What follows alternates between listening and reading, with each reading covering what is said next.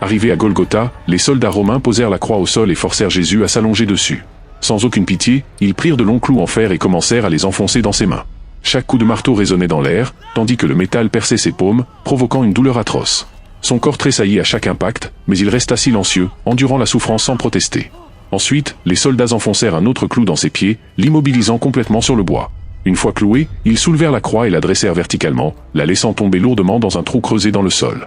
Le poids de son corps tira sur ses membres cloués, accentuant la douleur. Jésus fut ainsi suspendu, sa tête tombant légèrement en avant, respirant difficilement.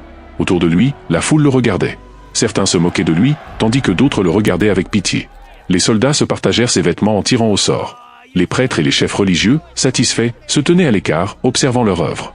Une inscription fut placée au-dessus de sa tête. Jésus de Nazareth, roi des Juifs, une moquerie qui ne faisait qu'ajouter à l'humiliation. Après un moment, la foule commença à se disperser. Les moqueries faiblirent, les curieux retournèrent à leurs affaires, et même les soldats qui gardaient l'endroit se désintéressèrent de la scène, restant simplement pour surveiller. À ce moment, Jésus se retrouva presque seul, sauf pour deux autres hommes crucifiés à ses côtés. L'un était un voleur, l'autre un sorcier, tous deux condamnés pour leurs crimes. Le voleur, en grande souffrance lui aussi, se tourna vers Jésus et se mit à le railler. « N'es-tu pas le Christ ? Sauve-toi toi-même et nous aussi. » Mais l'autre, le sorcier, reprit le voleur en disant « Ne crains-tu pas Dieu, toi qui subis la même peine ?